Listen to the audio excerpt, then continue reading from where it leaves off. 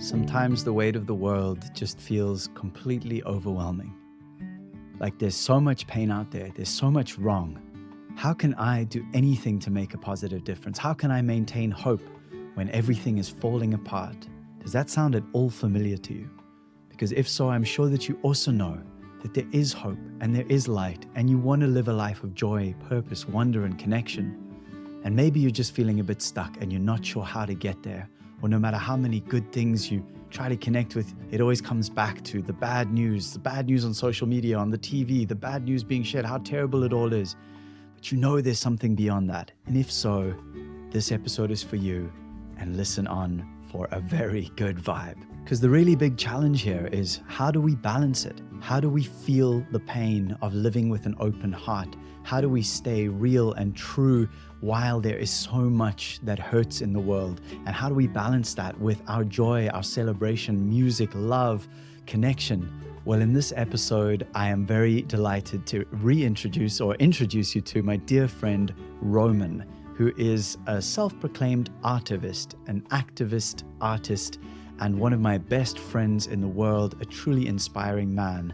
And we are going to share and navigate the journey of creativity, activism, joy, pain, how to balance them, and how to really show up more fully for the world and for the transformation and the hope that we all come here to embody. And my friend Roaman, Roaman, he truly is an embodiment, an example of living with purpose while standing between those two states of joy and pain. Some of the things that you will learn in this episode is how to be an open-hearted, creative human, even in a really painful world. How to turn your pain into purpose through creativity. Why you need to embrace your unique gifts to make beautiful impact in the world.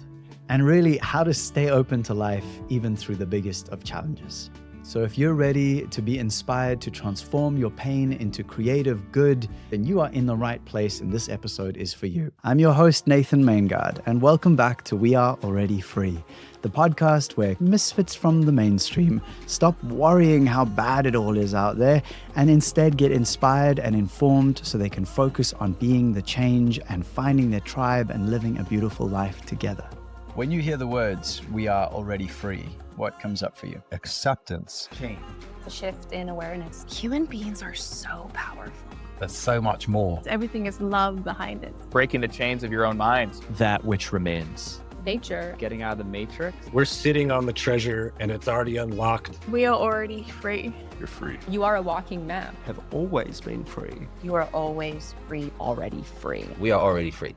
And if you're wanting just a very simple, small step on the path to embodying more of that creativity and balancing that joy and that pain, I have the 5-day morning practice challenge, which is a very simple, free challenge that will help you to overcome that feeling of hopelessness in the morning of, just reaching for the phone and scrolling through the chaos and getting lost in it all. And instead, designing and developing a morning practice that really fits into your life. Even if you're super busy and don't have time, it'll help you to carve out that little space so that you can reconnect with your source and truth and who you really are.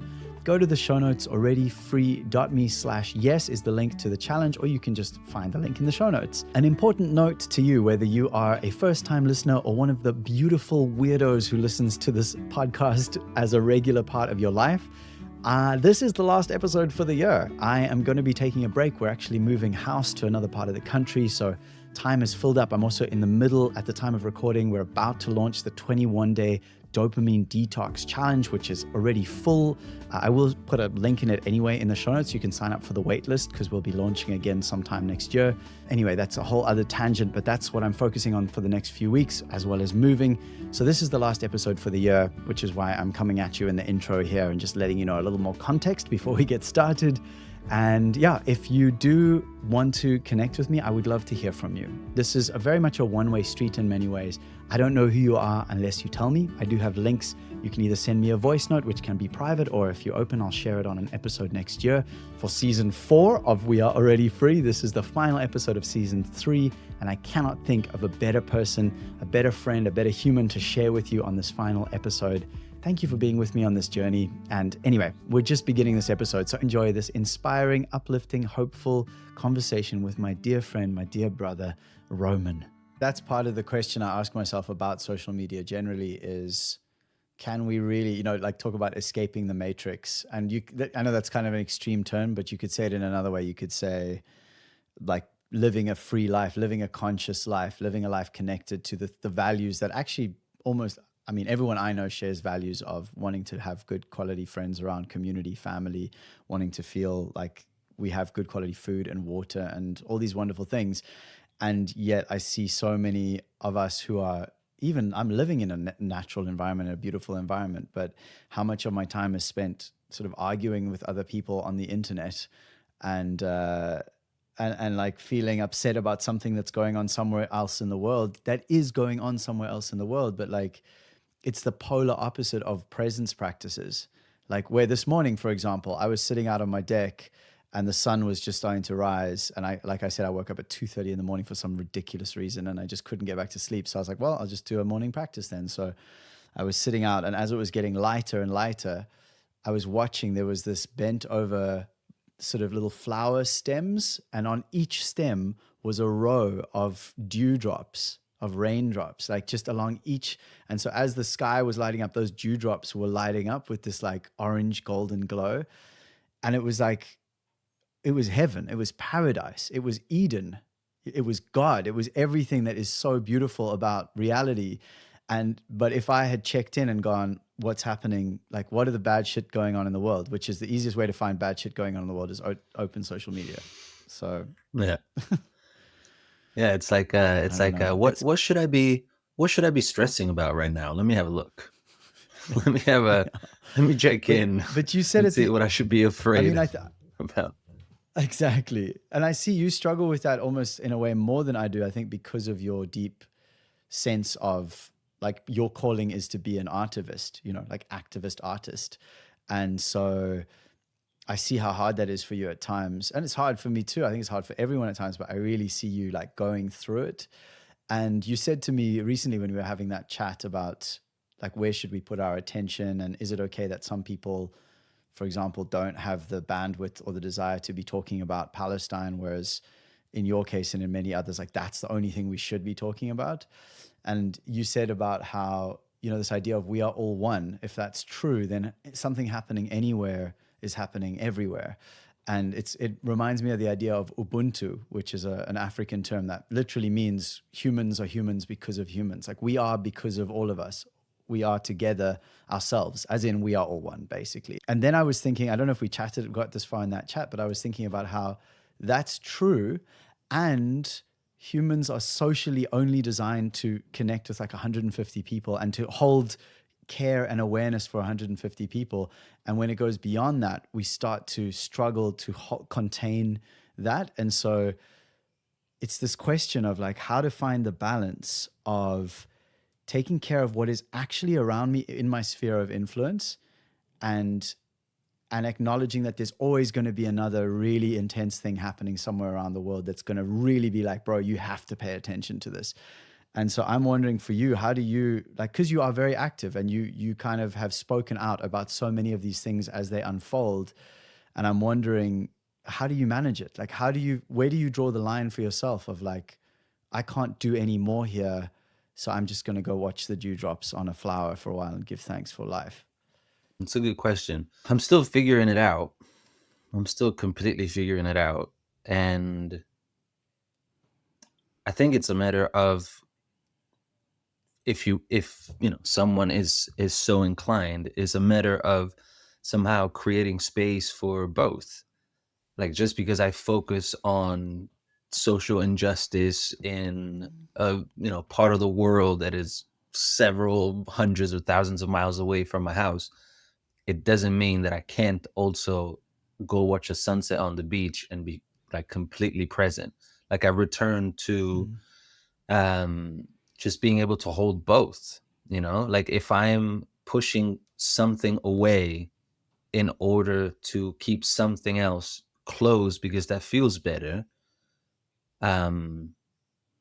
maybe I'm missing out on some opportunities, on some lessons, on some ways that I could have a positive impact. So it's like, I know I've been doing a few podcasts recently, and I've been listening back, and I'm mentioning Ram Dass a lot. I'm aware of that, but he was just the best. Like everything that I feel like right now feels important to share, he addressed at some point, and he talks about learning how to keep your heart open in hell. And I was reflecting, or I've been reflecting on how if you live with an open heart, either by choice or simply because you're that way and you live with an open heart, that means that your heart will break every day in some way, shape, or form. And no one wants that. Obviously, I don't want my heart to break every day. But it's like, the two sides of the coin. I want my heart to be open so that I can keep giving out from my heart, and I can keep receiving into my heart as much as possible. And that comes with, it's like loving a person, and when you choose to love a person and be in relation with a person, you are already acknowledging the possibility, maybe the inevitability that at some point they're going to hurt you. Maybe they don't mean to, but it's like love comes with some type of pain and grief. So it's what I keep returning to is I care, and I want to keep caring and keeping my heart open and doing what I can to have some type of positive impact, whether it's one person or many people. And in order to do that, I just have to accept that I will feel pain, and that I just kind of I need to learn how to live with that pain that comes from being a human who feels things that are very human. And that, yeah, does that make sense? Yeah, I mean, I hear you. I think the open-hearted thing is becoming, I don't know, for me it seems in a way harder and harder. I read in the book Civilized to Death by Chris Ryan. He talks about being in India and sitting and eating a meal at a restaurant many, many, many years ago. And like at this restaurant, just on the outside is like a horde of children starving and holding their hands out to like, please feed us. And he talks about that moment of realizing like he had to close a part of himself off to be able to navigate that experience, because if he was fully open-hearted, he would have given too much of himself. It wouldn't have helped actually as well. It's like giving so much energy, and then that's it. They're hungry. You fed them for a moment, and now they're hungry again. And it's like this feeling, and because it's constant, it's never ending, especially in our society. And I actually had one of the guests on the podcast, Dougal Hines, who wrote a book, At Work in the Ruins. And his basic premise is that we're at the end of it's too late. He used to be an environmentalist for many years, an activist, an environmentalist. His whole thing was like, we've got to, save the world, save the planet. And he's like, I reached a point where I realized we've gone beyond so many of these markers that we're like, we just have to stop this, before this, or it's too. And he's like, we've gone way past.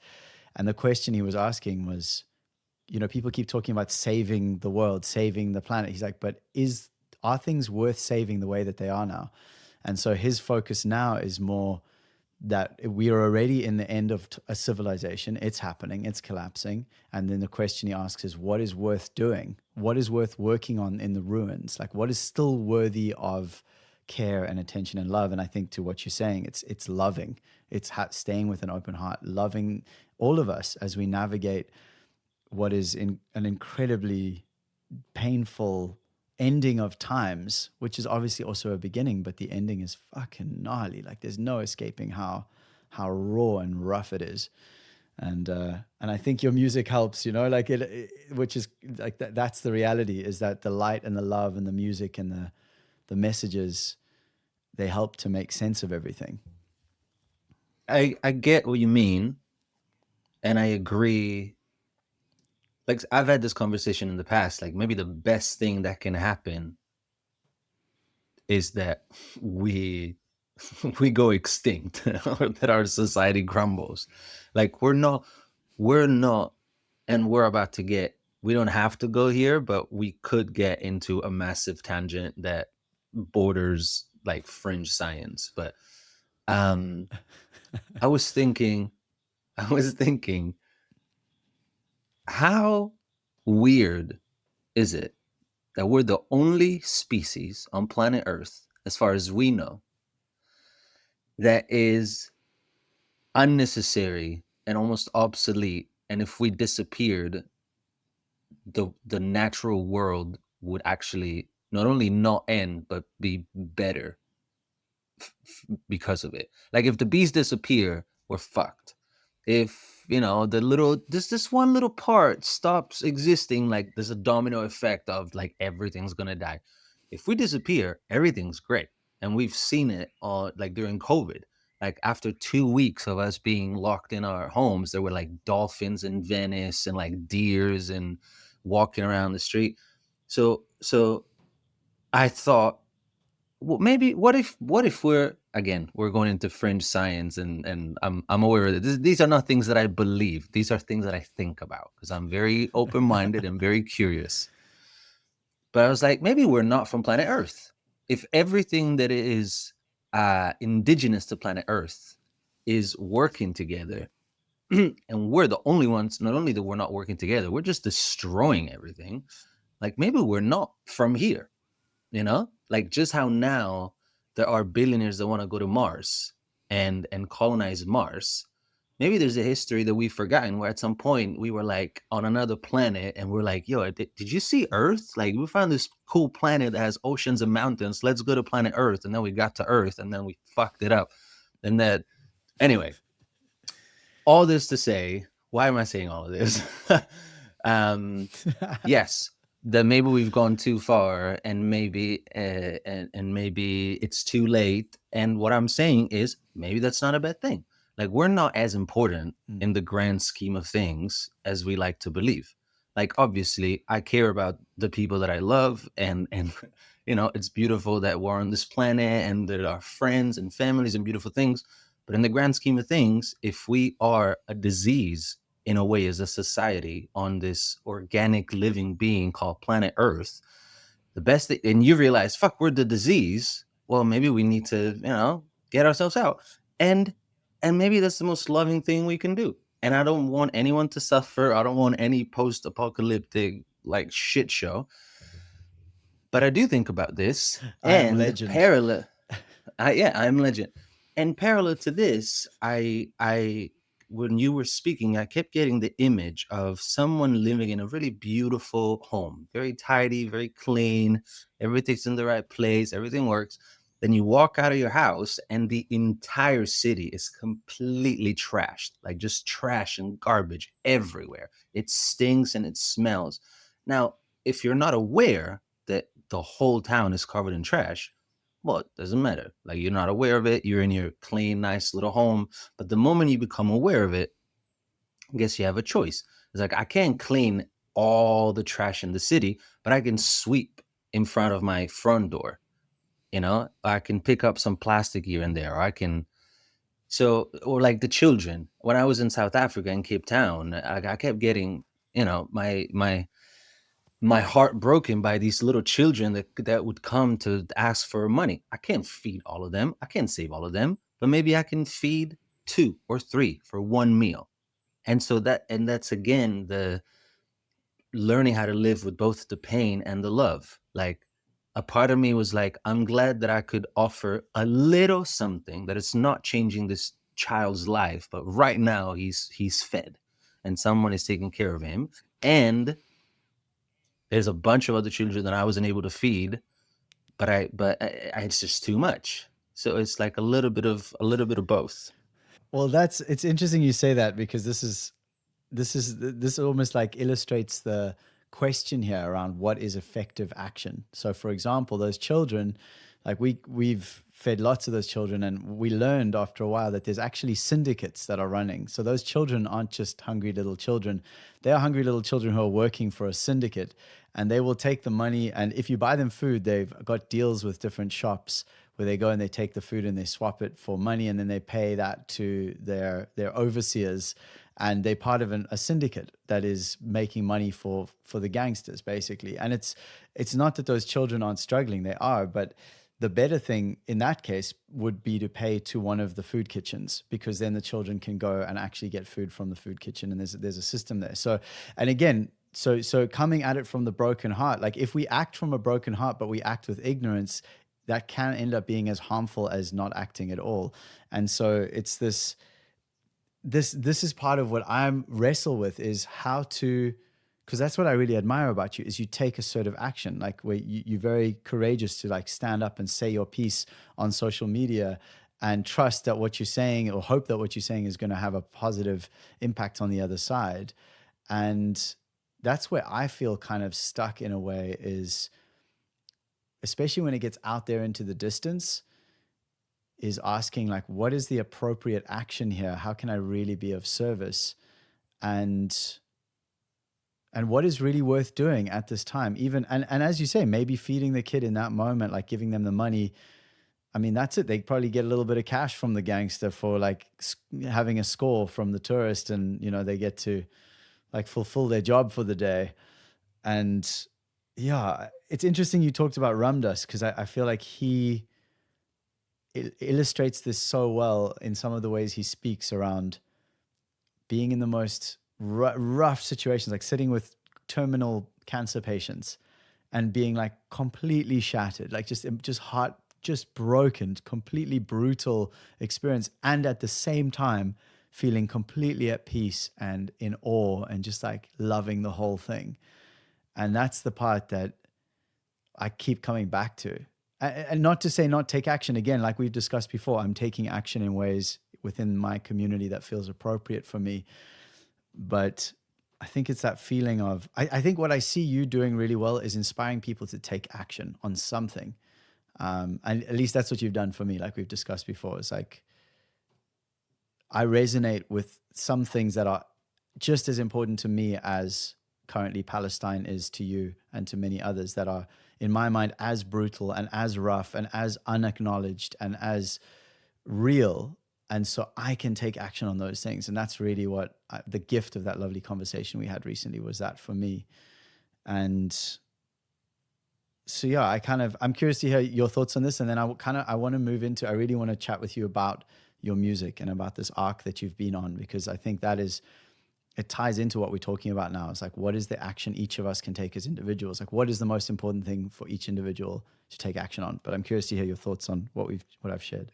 Yeah, we were joking before we started recording about how some of the conversations we have privately we should have recorded, because they're so good. And the one that you're referring to, for context, I posted something on Instagram about using our voices and taking, actions to create positive change. And Nathan messaged me to share how he felt about it. And we had a beautiful conversation where there was some polite disagreement, and we were, sharing our different point of views. And at the end of it, I really liked that at least for me, the thing that stood out was, yes, some people might feel, not everyone is going to feel as passionately about what I feel passionate about.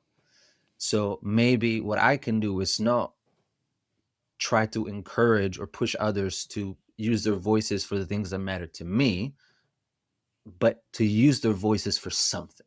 Like, as long as whoever you are, whatever you do, as long as there's that you're doing something to create some type of positive impact or positive change in the areas that matter to you. So for me, again, could be social justice. Right now, Palestine, Lebanon, Congo, Sudan, calling out the bullshit with funny songs. For other people, it could be animal rights. For other people, is the environment. For other people, is I'm gonna feed the homeless people in this block that I live on. Like that's all needed. That's all necessary. So our conversation helped me reframe also how I do my artivism, because I don't want people to feel judged or feel bad about, not doing as much as I think they should be doing about the things that I care about, because it's completely personal. It's my own perception. But as long as you're doing something, like don't live in your own little bubble while like the world is literally and figuratively on fire and you're just walking around with your like do Sipping something. water. Like Yeah, yeah, you're carrying all this water and people are literally like in flames. So yeah, it's just be like it's just, that dude on fire looks like he needs someone to bring him some water. yeah, exactly. Like, why are they being so obnoxious, screaming while I'm just trying to have a good time? Like, Dude, it makes me think of the story, and I love what you've said, by the way, and I just so enjoy that. I think this is my hope for conscious communication, or for real like sharing love, even if we disagree, which I think has become so rare in this world today. Is that so often when people disagree, it becomes an identity association of like, you think I'm a bad person, therefore fuck you. And what I'm loving about our relationship is one of the many things is that when we do disagree, we can have actually a really epic chat about it. And I take so much away from it. I'm hearing you also take away. You just reminded me, there was a story of this dude. I don't know if you ever saw this, but this guy like basically dug a hole through a mountain. Like he was in some little village in, I don't know exactly where, maybe India or something. And the school kids really struggled to get to the school that was kind of over the mountain. And so this guy spent like 10 years or 15 years, some stupid amount of time, just him and a little hand tool digging a path through this like valley, or however he did it. I remember seeing the photos and being like, and imagine if someone had gone up to that guy when he's halfway through and been like, you know, you really should be focusing on the Amazon right now. It's burning and they need you. And it would just be like, oh shit, dude. So I love what you've shared there. I think there's such an I feel energized by that invitation of like, let's all look at what is around us and what is calling us, what we're passionate about, and just fucking act on that, dude. yeah, I was listening just a short little reel that I stumbled upon yesterday, and this guy was saying something like, an apple tree doesn't eat apples, an orange tree just doesn't eat oranges. And so the idea was, our gifts are not for us, our gifts are for us to give. And so we all have some gifts, some talent, some skill, some calling, something.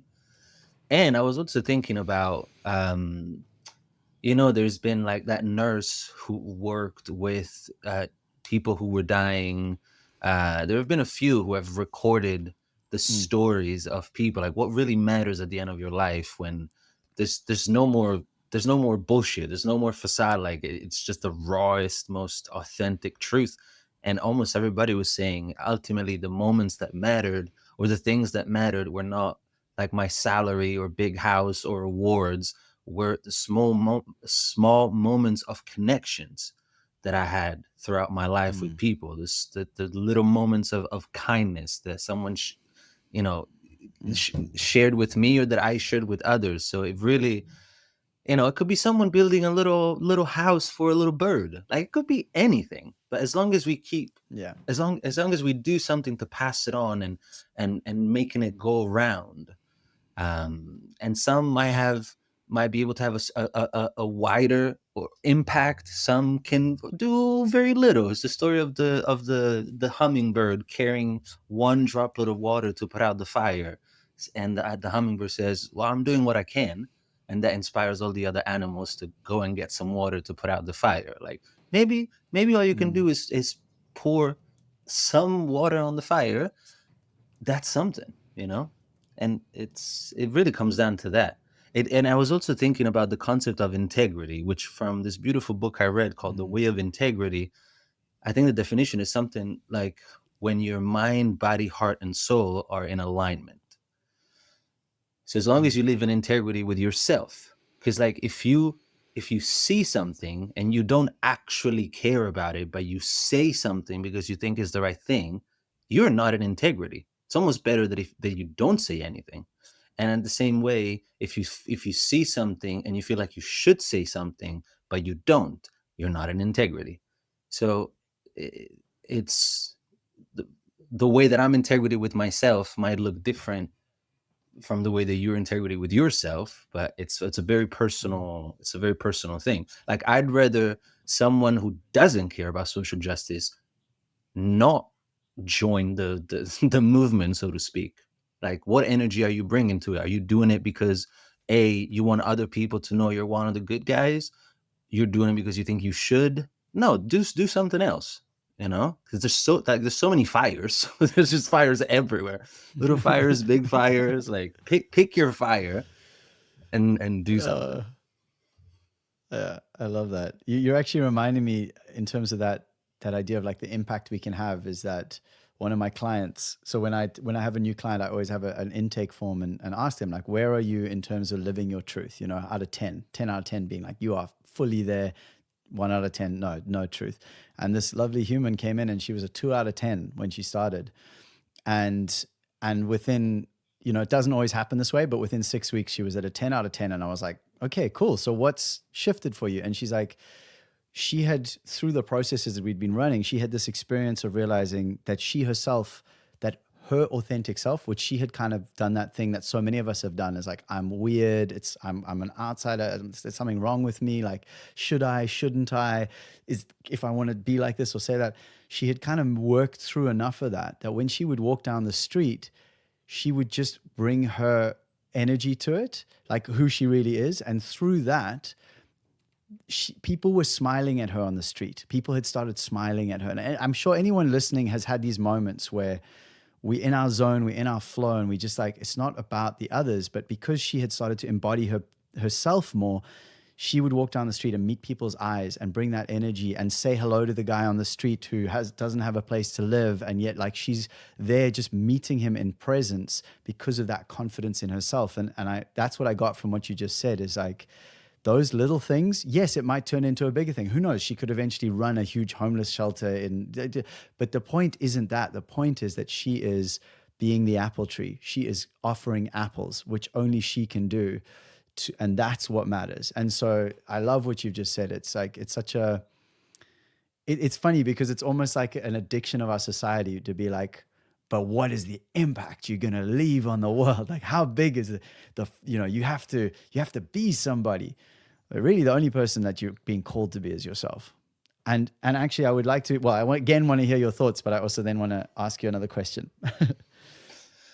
Well, and the reflection that was coming up was also, and I think it's a beautiful thing, that we really never know who we can inspire, encourage, comfort with our words and actions. Like, I was thinking last year, I was going through a rough time, and this woman from Costa Rica, or living in Costa Rica, I think she was from London, lovely middle-aged woman. I remember seeing her at a couple of my shows. She said, I do this kind of like healing or this kind of reading. I'll be happy to offer it to you if you're open to it. I said, absolutely. I love that. So we had the whole session, and I remember meeting her at some point over the last few years.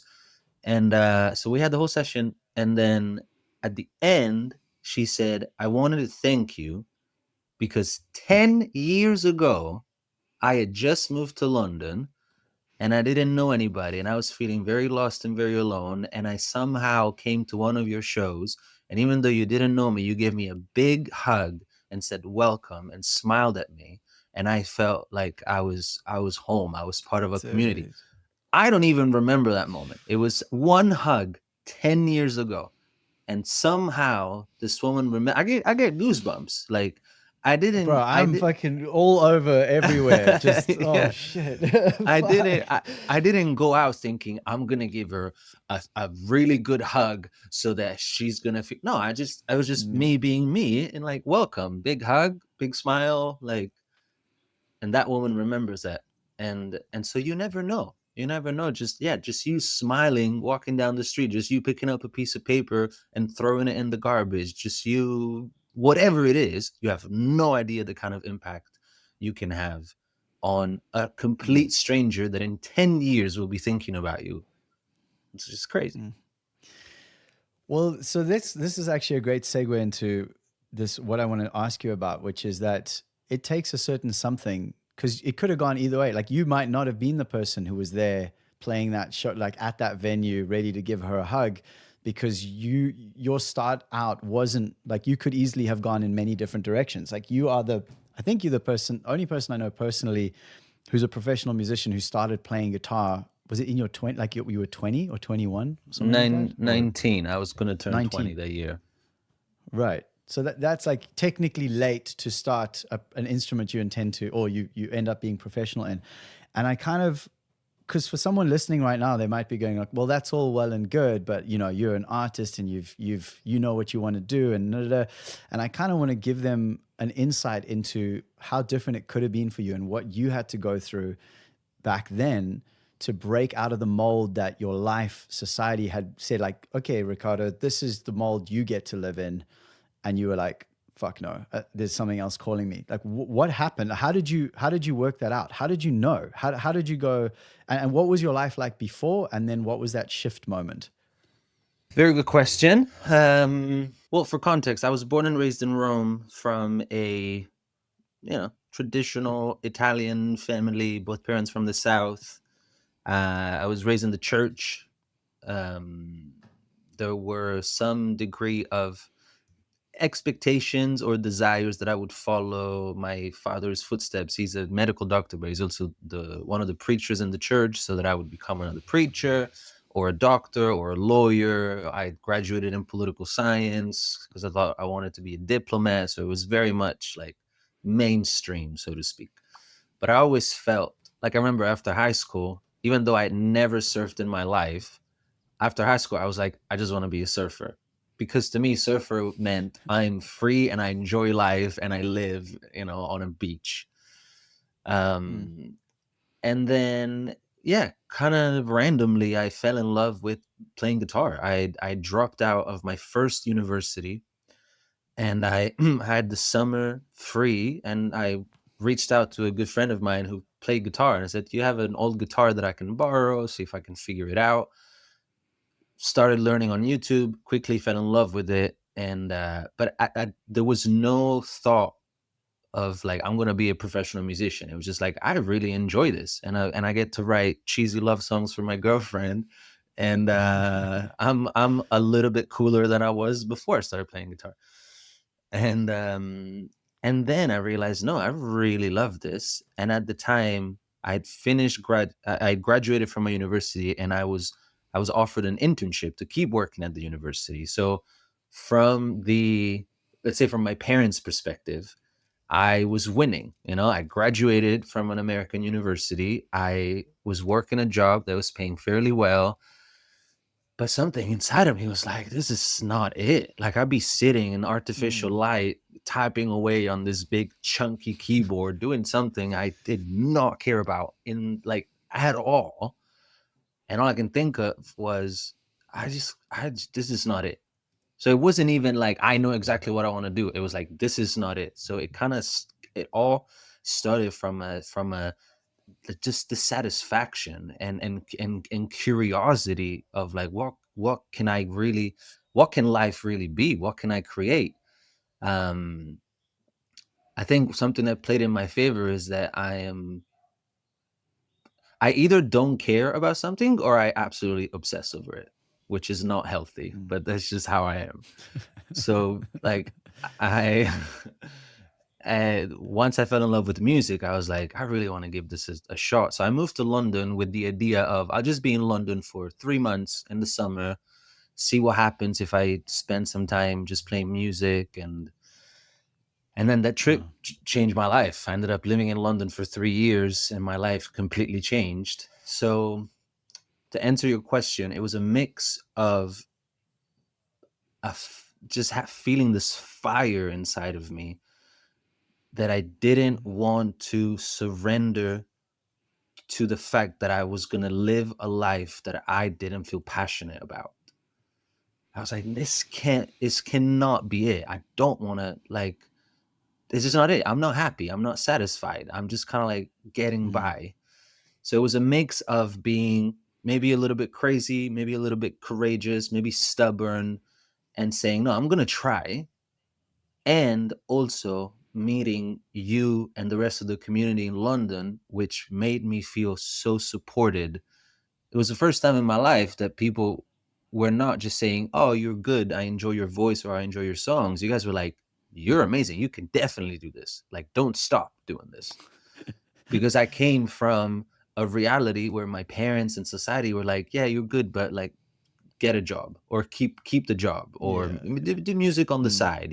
Like happiness equals safety. Get married, get a house, then work for 50 years until you die. And I was like, oh, it doesn't sound great.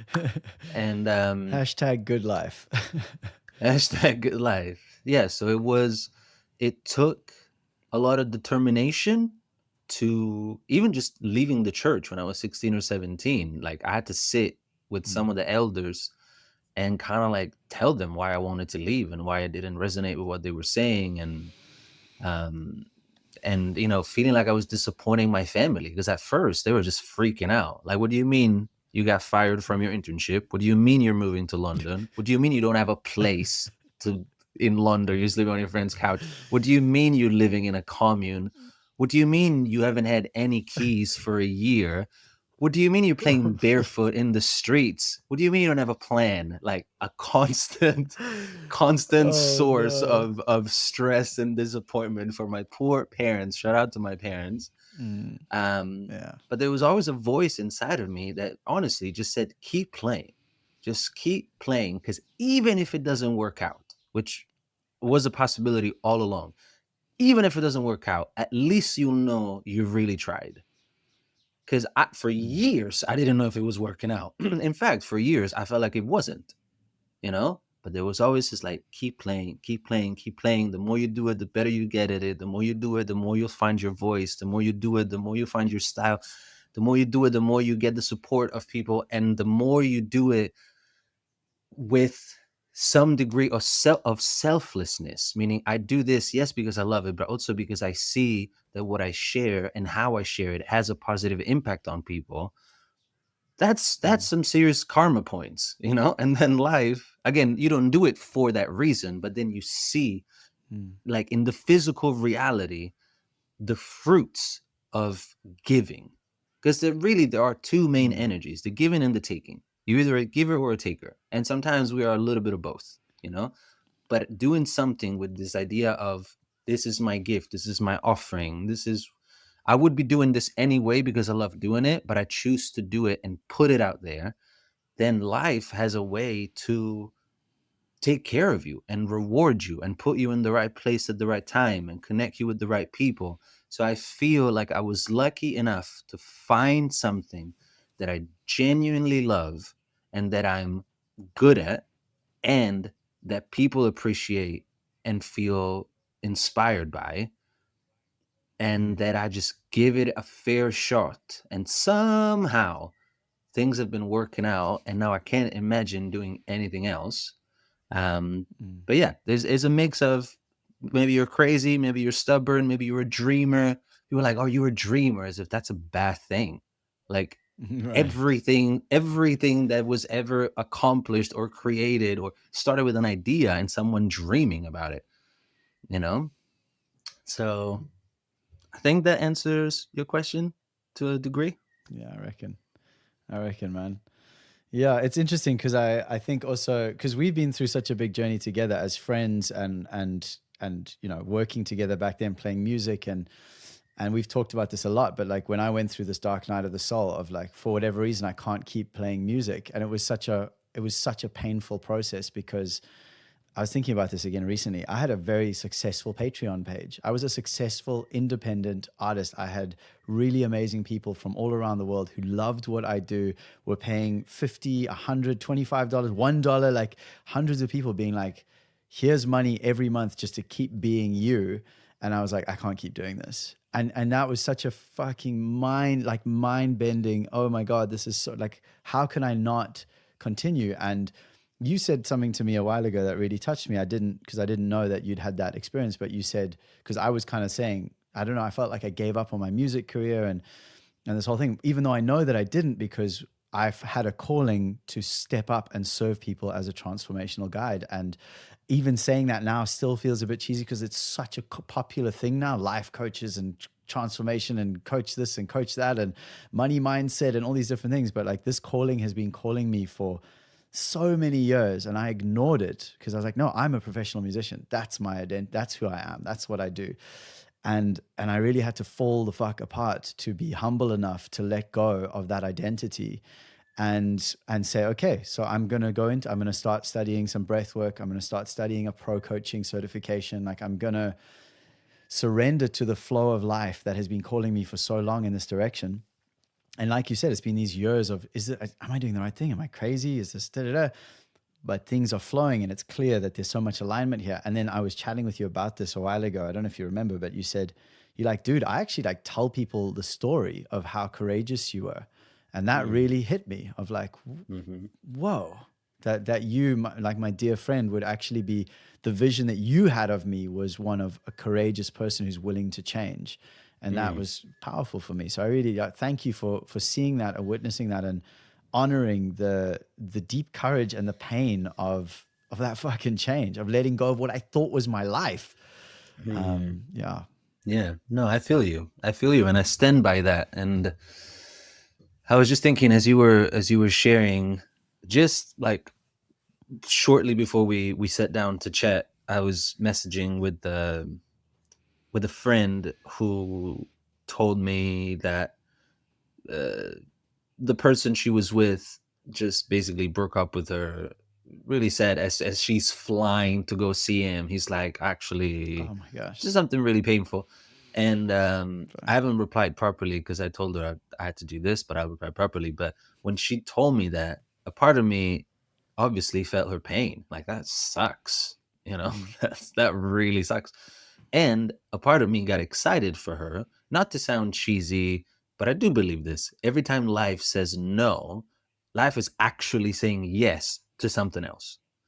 So if it, and this is a skill that I think we can develop, is yes, it's completely appropriate and fair to say, I'm sad that this thing didn't work out, or I'm bummed that, the door I've been knocking on is not opening, and to stay stoked and get curious and excited about what, yes, life is opening by saying no. And to me, in her case, for example, was, well, that just means you're one step closer to meeting the person that will choose you and will love you the way you want to be loved. And for you was, you're not just meant to be a musician. Definitely keep making music, but here's all these other ways that you can integrate in your offering to have even a bigger and more profound impact. And I see that, and it's not easy to start again. That's why I have a lot of respect for how devoted and dedicated I know you are to your offerings and your craft and your studies. And I think it's amazing because you could have been stubborn to the point of not listening to life, being like, have you considered these options as well? It's like, no, I'm just gonna be a musician. And maybe that it would have been even more of a struggle, and you would have missed out on all these other ways that you're helping people. Yeah, man. I think the reason I thought of that story was around this idea of purpose, because I think the way that you went about it is so courageous. Like what came up is when you were talking, you were so clear. You were like, even though you didn't know the way or the how or whatever, you were just like, I got to keep playing music, and I cannot live that life that's been like I've been signed up for without my consent. There's a different way for me. And you stepped into that courageously. And I want to just offer this to anyone listening who's like, yeah, but I don't know my thing. It's like, you do have a purpose. You have a why. You and I have done that work together of Simon Sinek's Find Your Why. I run purpose processes with my coaching clients now. And for me, that was such a big turning point in that, because at that time I was going through that change. And when I did the Find My Why process, that when we were having those beautiful conversations, I was like, oh shit, I don't just have to play music. That's not the only way it needs to come through. There's like, my why is beyond what I'm doing. It's deeper than what I'm doing. It's that when I'm really being myself, when I'm aligned, there is a result that happens in the people around me. That result is my purpose. And so anyway, I'm just thinking of that and offering that to anyone listening now. And I kind of want to take it to your music, dude, because you've put out this beautiful album quite recently, and I know how much love and care and like just pure heart, joy, energy you've put into that. And when you were talking a moment ago, you were like staying stoked on life. When life gives you a no, just listen for the yes. That's kind of what I heard you saying. And it reminded me of the album, Stay Open to Life. And so, yeah, I just would love to hear a bit more about that for anyone listening, really around this beautiful creative process and your musical offering that you've just given to the world. I would love to hear a bit more about it. Yeah, thank you. Thank you for the plug and the opportunity. Yes, I released a new album, which is my favorite musical project to date, and the collection of songs that I'm most proud of. And it's really kind of a collection of songs that over the years I wrote for myself to navigate life and being human, and knowing that so many of us are going through the same thing at different times with different circumstances, different names. One of the pillars of my music is there any way that I can use this personal experience of this or this personal realization to create something, maybe alchemize the pain, the confusion, to then offer something to others to help them through their own experience. And which is something that other artists have done for me. So it's, again, it goes back to passing it on, keep it going around. Right. There are a lot of powerful reminders, especially for those who may be struggling, at the moment. And there's a lot of things that maybe people already know, but they've forgotten, or it's as the album suggests, stay open to life. It's just an encouragement, and then, there's just so much pain in the world, there's so much pain, and being aware of how much pain there is, thinking of singing about other things that maybe don't go as deep feels like a kind of a waste of time, and so I feel like, the album, and it's hard to speak about the music. I would just invite people to go listen to the album and enjoy the journey, but Well, I guarantee dude, for sure. you will feel better at the end of it. And if you don't, I I will totally agree. I'll give you your money back somehow. Yeah. Well, like, I'm going to actually read a few of the titles of the songs. So the album is Stay Open to Life. And then we've got What a Beautiful Life is the first song. Bless This Mess is another one. You Already Know is another one. Don't Be So Hard on Yourself. Let That Shit Go. Keep My Light On. Affir Mantra. Stay Open to Life, obviously. And there's a bunch more. But those, even just the titles are like an invitation to remember that each of them is their own distinct mantra, which is actually one of the things I love about this podcast is we are already free. If someone just hears that, they immediately go, oh, I feel better. And like the titles of these songs are the same kind of vibe. So I definitely highly recommend listening to it. It's such beautiful. It's very catchy. Just be warned, you will be stuck with these songs in your head for a very long time afterwards. Definitely. Sorry, not sorry. It's going to stay in your head. Not sorry. But I think I want to circle back to something you just said around there's so many hard, painful things going on, and it's hard to play like happy music because it doesn't feel like it goes as deep sometimes, or it's not as deep as the pain.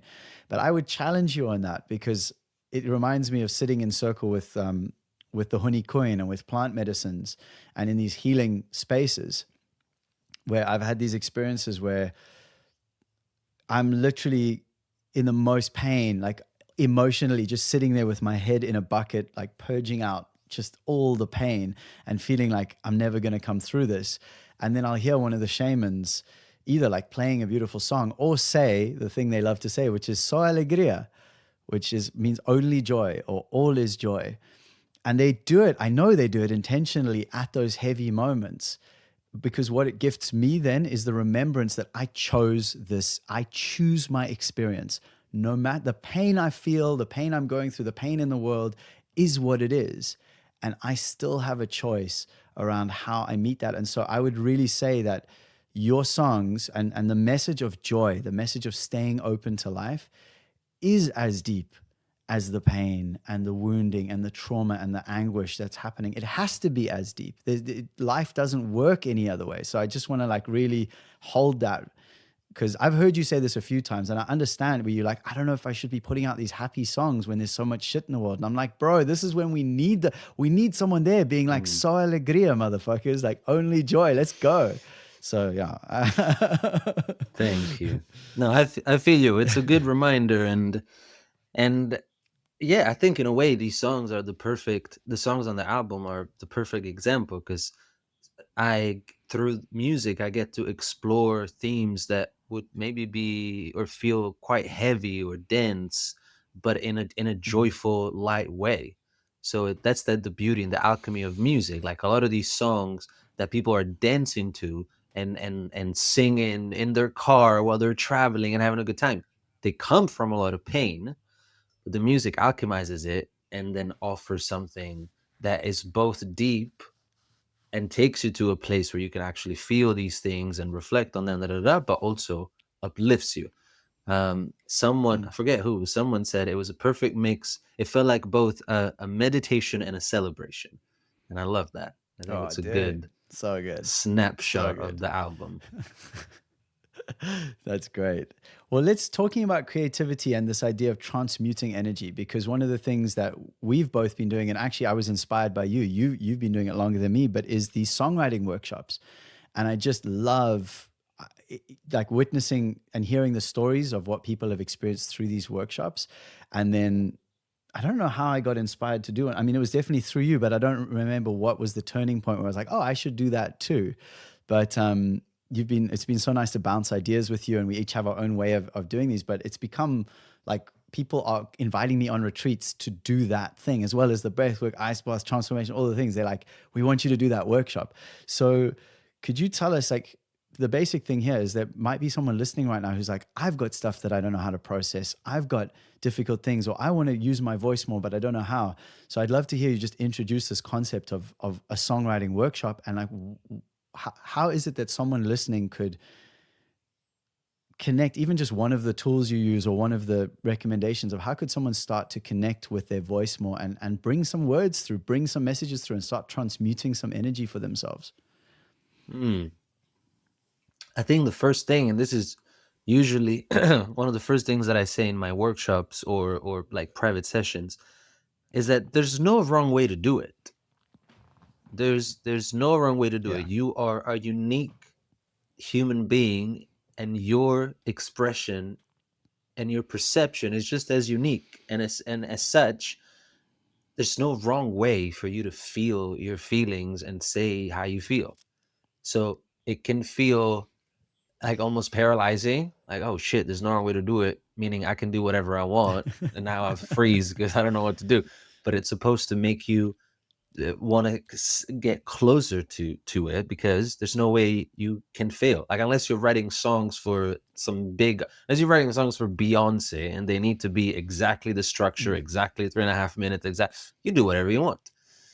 And the process that I guide people through, which is my own personal process, 70% of it is really just feeling your feelings.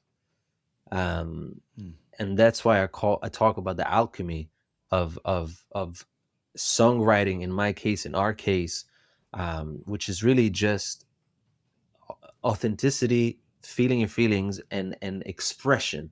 Like, what you feel is not going anywhere, meaning you can suppress as much as you want. It's not going anywhere. Like, you're just storing it. You're becoming, in the words of, I think his name is Sad Simone or something like that. There's a guy on Instagram, and I remember seeing this reel, which I thought was quite dramatic. And he's just laying on this like deck somewhere tropical, and it's pouring rain, and he's just laying in the rain sobbing. I was like, fucking hell, that feels very dramatic. But the caption said something like, I refuse to become like a storage unit for my repressed emotions, or something like that. And I thought it was powerful. Like, the willingness to feel, because it's not going anywhere. It physically becomes stored stored like energetically in your body. And I've experienced this firsthand in the ceremony medicine journey that we did together in February in South Africa, where I went through probably 7 or 8 hours of the most intense physical somatic release, when I thought my medicine journey was going to be something different. I'm going to have visions, I'm going to have epiphanies, I'm going to have, and the medicine was like, no, you need to clear out all this shit that you've been carrying in your body, because yes, you've done a lot of work, and yes, you've processed a lot, but a lot of this you've processed in your mind, intellectually. But have you released the energy, the grief, the confusion, and so the stuff that we feel that we don't allow ourselves to feel, we don't allow ourselves to express, we don't allow ourselves to work through, it's not going anywhere. And you think you're fine, and then one day you go home and your partner makes you some pasta, and she put too much salt, and next thing you know, you're screaming at her even though she's done nothing wrong, because you have this like, I mean, yeah, anyway, I was going to talk about the thing that we said we wouldn't talk about, but people sometimes explode. I've had this happen to me, and I'm not going to, say, give any names, but I've had this happen. Speak it, to bro. me. Speak it. No, it's simply like people that I was very close to and that I thought would be in my life forever, that one day just exploded like a volcano, and told me all these terrible things that they thought and felt about me, which I was completely unaware of. And it's because a lot of these things were not voiced, were not expressed, were not put on the table. So everything's fine, everything's fine, everything's fine, everything's fine.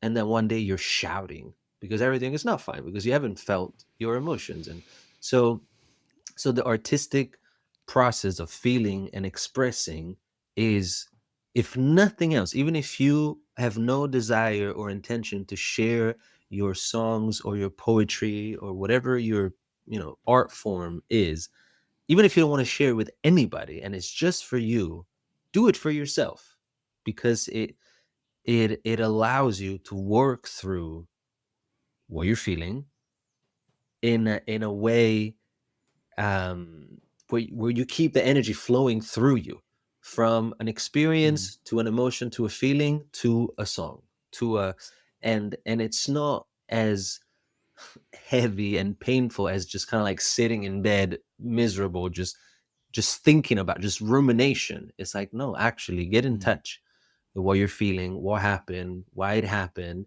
And then the process in songwriting specifically of carefully selecting the words to express. Like, you really have to sit with it. How do I feel? I feel like this, and I only have a certain amount of lines and a certain amount of words to express this. So I better be really careful, because you choose another word, it means a different thing. So again, there's no wrong way to do it, which means you have complete freedom and agency on how you express yourself. And expression is a healing practice, which, knowing how powerful it has been for me and how powerful I know it's for you and many other artists, knowing and seeing how many people don't have an artistic output or outlet because they think they're not artistically inclined, or someone at some point has told them, like, you shouldn't sing, or that's a waste of time, or whatever we have believed that cut us from our creative self is a lie. Is a lie. It was someone else's projection. Like, you might not be a great singer. That's fine. You can still write a song. You can still sing for yourself. Like, this is not to be famous or successful. This is simply a tool to feel your feelings and express them. And if you do choose to share, to potentially inspire, comfort, uplift others through your own experience. And that's why I share it, because I really love it. It has changed my life, and I see the positive impact that it has on others who maybe didn't think that they could, until someone shows them, like, this is how you do it and this is why you do it, and you can't fail. and I give them the tools, and then they go home and do with them whatever they want. But it's been really beautiful to have people sometimes within the same day that I give a workshop or the day after, then coming to me, say I'm at a festival, and saying, I just wrote my first song, or I just finished a song that I started 6 months ago. Or I've had photographer. I had a photographer coming to one of my workshops and saying, that thing that you said about that other thing really inspired me, and I'm gonna change the way that I edit photos. I didn't say anything about photos, but Yeah. somehow she took. So we're all artists in some way, shape, or form. And it's a shame that our society has led us to believe that we're not. And so it's also some type of like rebellious act. It's like, oh, you want me to be a machine? I'm gonna make art. Fuck you. Dude, I love that. I mean, it's you speaking to, I think, one of the true acts of deep inner revolution that every one of us has access to right now. Like, I just got off a retreat last week with a bunch of really lovely dudes, and like really so enjoyed them as people. And they come from corporate backgrounds. Like, these dudes are they've heavy hitters, big business owners, like businesses that make millions of dollars a year. Like, really, they operate at a level that is out of my world. I have no familiarity with.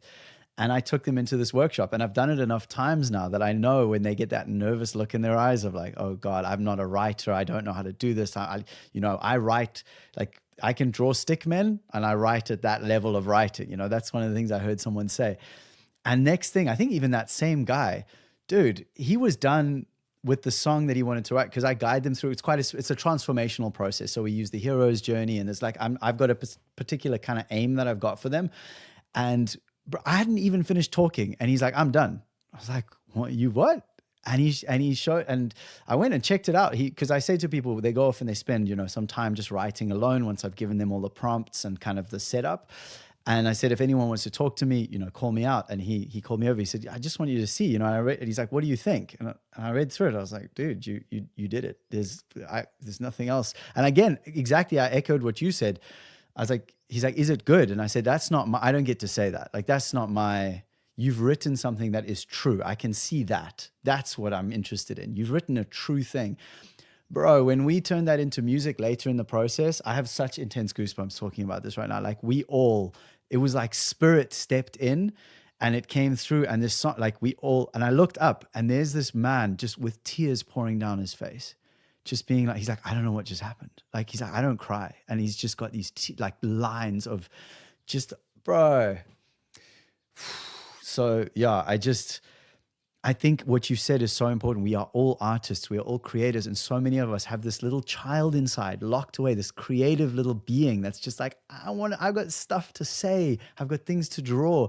And that child is like, no, we don't do that here. That's not allowed. So yeah, I really encourage anyone listening to check out your website. I'll put it, obviously, link in the show notes, and they can get a private session with you if they like, or come to one of your workshops, etc. And I just so encourage that, like, so encourage it. And if someone doesn't feel drawn to songwriting or writing in general, then dance. And if you don't want to dance, then paint. Like, I'm a songwriter, and later in life, I realized how much I love to dance, and how sometimes I feel even more free when I dance, because I haven't associated a role or a job or a persona with like, I'm a musician. I'm a singer-songwriter. I need to be good now. People are looking at me. But when I dance, no one cares that I'm dancing. So I can be as weird and as like, give me a djembe. Like, the other day we went to the beach, and there was this drum circle here in Ibiza, and I was just dancing, and it felt good. And I'm not trying to, the beautiful speech by Alan Watts, like, the point of the dance is not to get anywhere on the dance floor, it's just dancing. So do whatever it is, do something. And maybe it's not songwriting, but like, find your way. Maybe you just want to throw black paint at a canva and scream. Do that. That sounds great. I want to do that, as long as you're not just holding it in and pretending that you're not feeling, because it's like, at some point you're going to explode.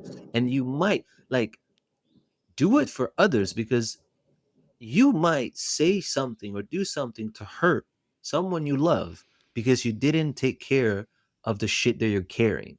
So it's not just for you, it's also a kindness that you show to others. Like, I want, again, we go back to Ramdas. The only thing I can do for you is work on myself. And this is a part of it. Making sure that I don't become a storage unit for unexpressed and repressed emotions, because I don't want to live on the edge where you just move something in a way that I don't like it, and now I'm mad at you. But really, I'm not mad at you. I'm just mad at something that happened 7 years ago that I never processed. And another thing was, and this may sound super obvious, but when you were talking just now, I had this like epiphany. Generally speaking, men struggle with feeling and women struggle with expressing. And I say this from my own personal experience. Like, men sometimes really don't know how to feel.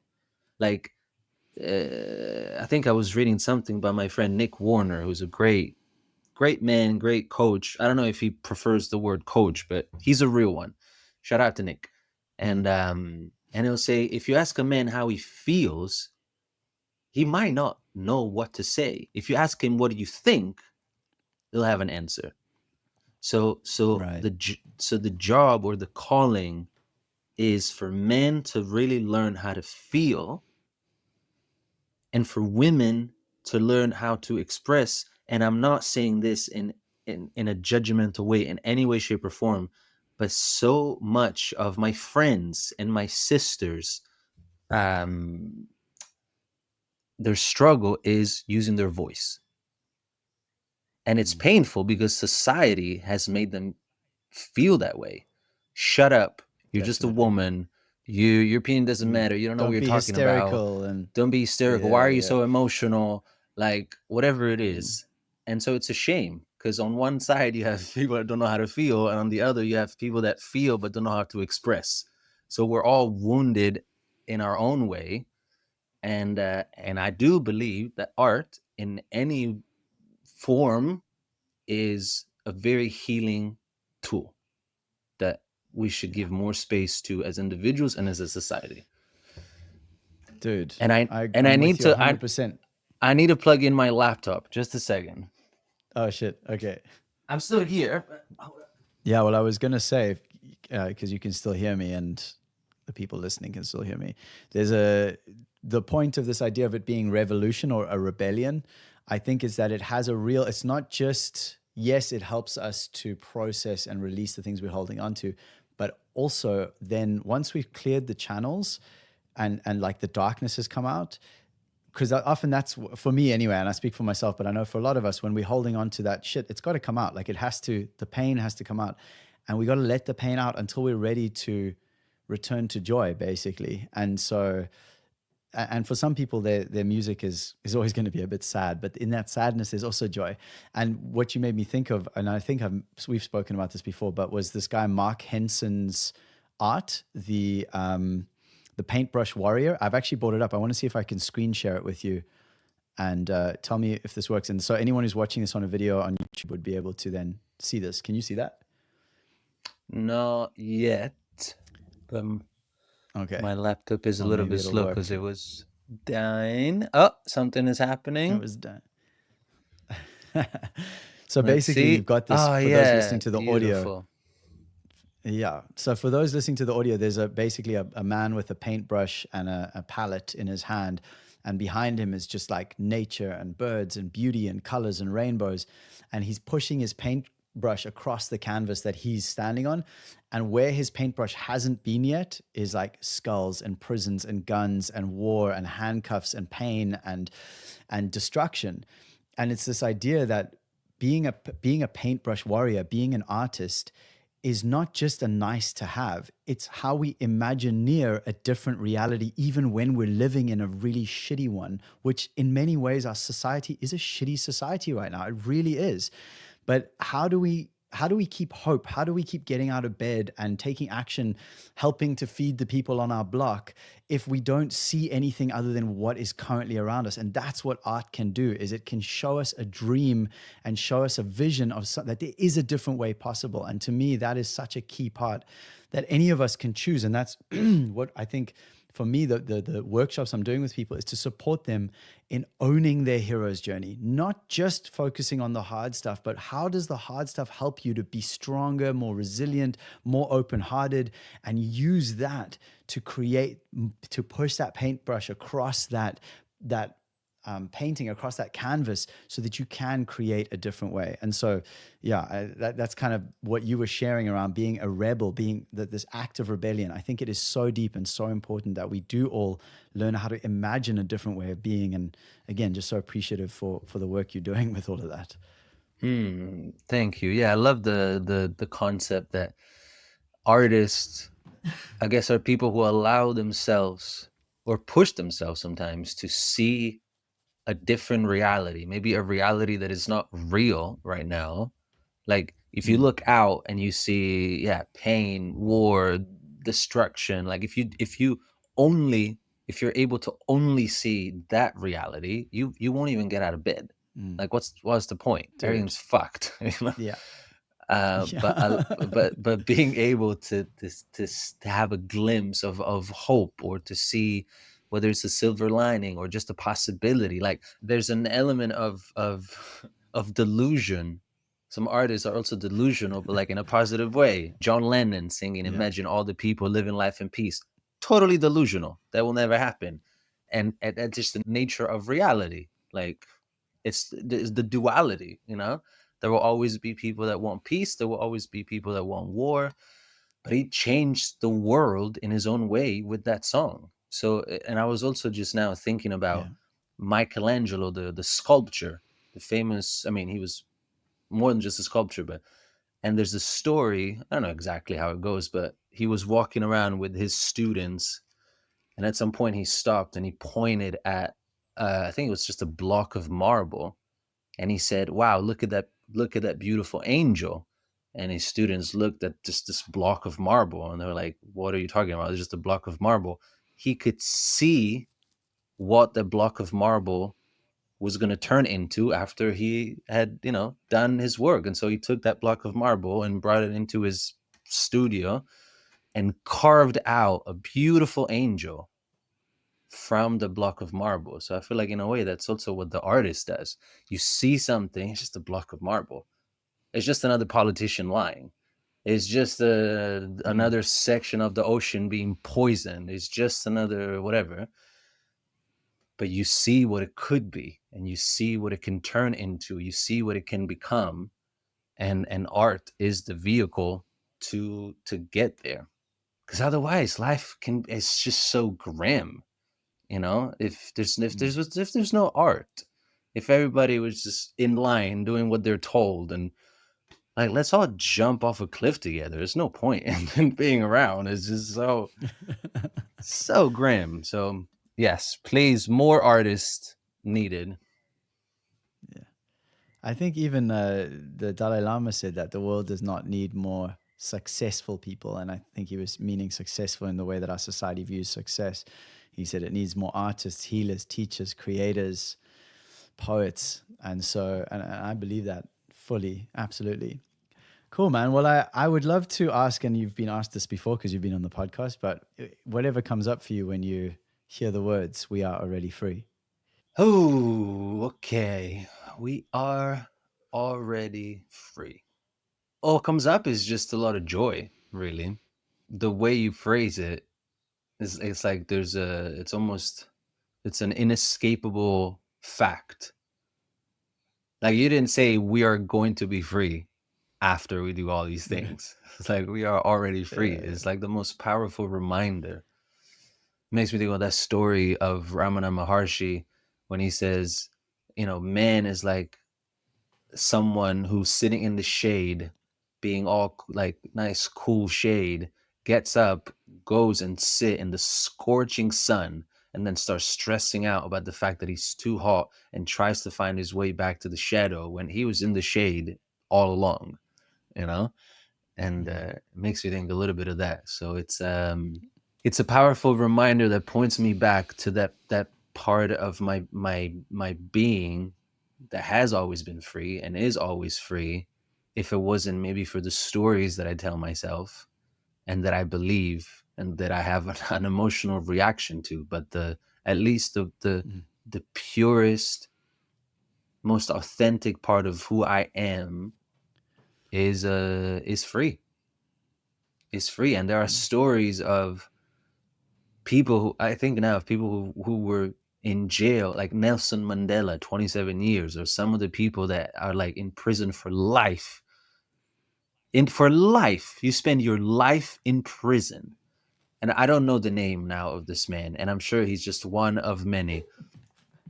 But this man who is I think he's been on death row in the States for like his whole life, and he will die in prison, who had an awakening in prison, and he's now writing inspirational, motivational books to help people find that freedom within themselves. And he's most So cool. definitely not free. Like he's in a penitentiary.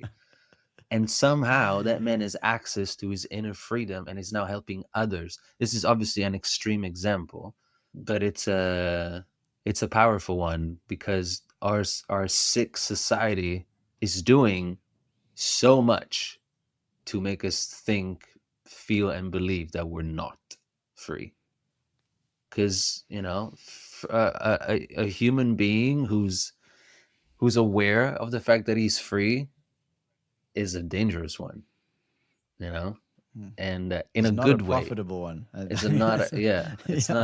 not a profitable one. It's a dangerous being, someone who is free and acts from that freedom and an empowerment that comes with I'm a free human being and I have full agency on how I live my life. And if everybody was like, you know what, we don't need to go to work, let's all come together in that I'll meet you in that open field and we're going to figure out how we're going to do it together from now on, outside of the so-called matrix.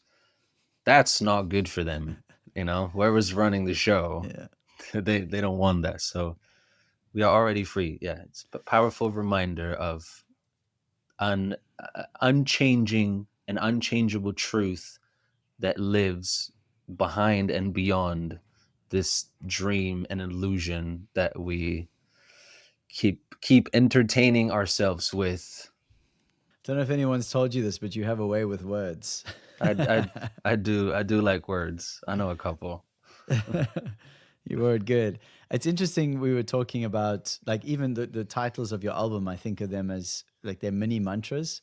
And for me, I often think of "We Are Already Free" as that. It's one of those. It's like the paintbrush being pushed across the canvas, because in many measurable, real ways, we are practically not free. We're like on a practical, logical level. Yeah. But we are already free, like you've just said. It's a calling into that inner place of like, I speak a mantra because I want to embody more of that mantra in my life. I want to Om Shanti, like I want to be in peace. I want to be at peace. So I chant that mantra. And for me, we are already free is that same thing, in the same way that stay open to life is like that's mantra, because it goes immediately into the part of like, I have a choice. No matter what is happening externally, I can stay open to this experience. I can remember that I am already free, and that changes everything else. Yeah. So yeah, brother, just so appreciate you. And is there anything else that you want to share or leave people with or ask of people or just like bring into the space? Because I'm feeling stoked with this. It's been epic. Definitely go listen to my album if you haven't already, for sure. And I think right now the thing that's coming up which feels really relevant today, which is the day the world has found out that Donald Trump is the next president of the United States, which in itself is like, I did not even know that. yeah, Donald Trump is officially the, I think, 47th president of the United States. And I don't want to make this political at all, but the thing that was coming up is don't lose hope. There are if you look for evidence that the situation is hopeless, you'll find it. But at the same time, if you look for evidence that there is hope, you will also find that. So yeah, the thing that's coming up now is just don't lose hope. Keep, as the song by this incredible singer-songwriter that goes by the name Roaman goes, keep your light on. Keep your light on. It's a good song. In the face of all this mess, keep your light on because you're still so very blessed. Beautiful, brother. I appreciate that. Yeah, as I heard you speaking there, I'm like, whether you think Trump is the worst thing that's ever happened or whether you like, thank God he's in, keep the hope, because no matter who's in power right now, you're going to be disappointed. That's my perspective on it. There's this idea that some politician's going to come in and make it all better. So like wherever you are on this spectrum right now and you're listening to this being like, no, this is of course, this is the best thing that's ever happened. Be like, I'm here when you need a hug, when you realize that he's not going to fix any of the things you're hoping he's going to fix. And it would have been the same with the other person as well. So I just wish us all what you've just said, which is stay hopeful, get your creation happening, put your voice into the world, share what you need to share, listen to this man's music. It will give you that charge, that energy, that as we say in South Africa, gees, which is that like power. It'll give you that power to stay in hope and stay responsible, stay active, stay joyful. So yeah, thank you, brother. It's such a pleasure to have you on the podcast and to be your brother, to be your friend in this life. It's a fucking joy. Thank you. Thanks, man. The feeling is entirely mutual. And if anything, I hope that from these dark, dense, challenging times, I was thinking about the yin yang symbol, the little white dot in the dark half, that the white dot that is going to come out of this time is that people more and more will wake up and realize that the real changes that we seek won't come from the top, not from this politician, not from this party. Like, I don't know where I read it, but I completely agree with it. The system is not broken. The system was designed to work this way. And so if anything, that from the disappointment that we feel and all these, the heaviness and the whatever, that we're going to realize if anything is going to change for the better is because we come together, like we the people, that we're already free and the power has always been in our hands. And the power comes when we unite and when we come together and when we have a common vision and goal and intention for what we're trying to create. And we stop believing that we're powerless, because those who benefit from us believing that we're powerless do everything they can to make us believe that we're powerless, because they know that we're actually powerful. And if everybody went, actually, no. At the game, there's a beautiful poem by Climbing Poetry, tree spelled like tree, Tree. Climbing Poetry. The poem is called Awakening. And at some point they have a line that says, the game doesn't exist if we don't play by its rules, which I think is great. Beautiful. Beautiful. Well, thank you. And I will definitely put links to your music, your website, your Spotify, etc. in the show notes so people can get quick and easy access. And yeah, just thank you for being on. I'm sure we'll have you on again sometime over the years. It's such a pleasure. And yeah, just keep shining your light, man. Keep your light on. It's fucking awesome. I love you. Thank you, brother. Love you too, and same to you. Thank you for joining us for this episode. Thank you, as always, Ricardo, Roman. I freaking love you, man. Your music, your vibe. What a great journey we're on together. Please do find Roman's music. You can find it on any streaming platform, Roaman. You can also find him on Instagram, Roman Music, or just go to the links in the show notes. Makes it super easy for you. In today's episode, we have covered how to stay open to life, even in life's big struggles and challenges, how to balance pain and joy, how to use our creativity to bring through our purpose, and how to process our feelings and become more truly who we are. One of the most common things that I see in my clients is this struggle to really embody their authentic selves.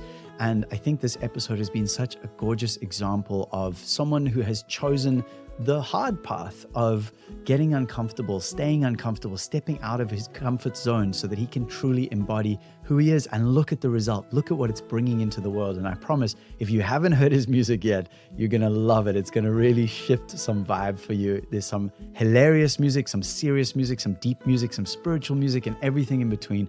It really is a holistic musical offering for all of us who are here to embody more of our authentic selves. And if you'd like a little more support on this path of personal transformation and just taking those 1 or 2 little steps that are going to really help you to make shifts in your life, then check out the 5-day morning practice challenge. As I said before, it is a free challenge. You can sign up at alreadyfree.me/yes, or the link is in the show notes. And this really is an opportunity for you to choose yourself. So often we're projecting out there into the world. Oh, it's so bad out there, over there, off in the distance. If only those people would change, if only they'd listen to me, etc., etc. The reality is you are the one having the experience. Turn your gaze inward. Give yourself even just a few minutes, even 1 minute a day, as a way to honor the gift that you are, the gift that you're here to bring.